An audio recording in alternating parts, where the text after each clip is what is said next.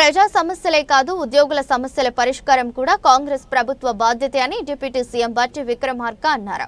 ముఖ్యమంత్రి రేవంత్ రెడ్డి నేతృత్వంలోని తెలంగాణ ప్రభుత్వం ఒక కీలక నిర్ణయం తీసుకుంది. ఇకపై ప్రతి నెల 2 సార్లు రాష్ట్ర మంత్రివర్గ సమావేశాలు నిర్వహించాలని ముఖ్యమంత్రి కార్యాలయం నుండి ఆదేశాలు జారీ అయ్యాయి.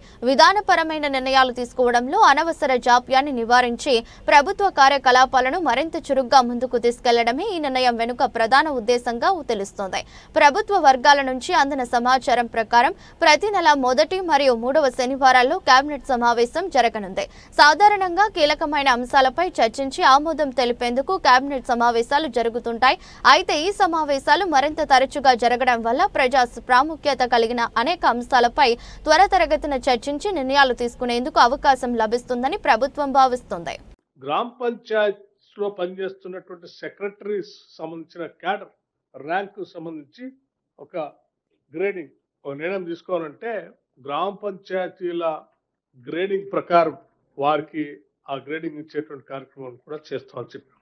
అట్లాగే డిపిసి సంబంధించి కూడా వాళ్ళు ప్రధానంగా వాళ్ళ డిమాండ్ ఉంది. వాళ్ళు డిపిసి రెగ్యులర్గా జరపాలి, ప్రమోషన్స్ వచ్చేటట్టుగా చూడాలి.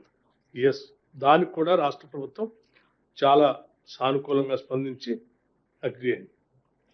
అట్లాగే ఆఫీసర్స్ ఎలక్షన్స్ అప్పుడు ఎలక్షన్స్ ట్రాన్స్ఫర్స్ అని కొన్ని చేశారు.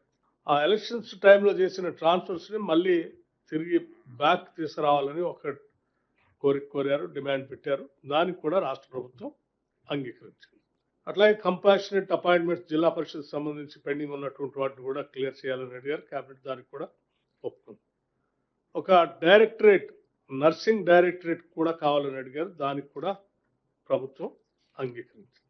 ఇలా అనేక రకాలైనటువంటి అంశాలు, ఉదాహరణకి అంగన్వాడీ వర్కర్స్ సంబంధించి, టీచర్స్ సంబంధించి రిటైర్మెంట్ బెనిఫిట్స్ని ఒక 2 లక్షల దాకా పెంచవచ్చు చెప్పారు.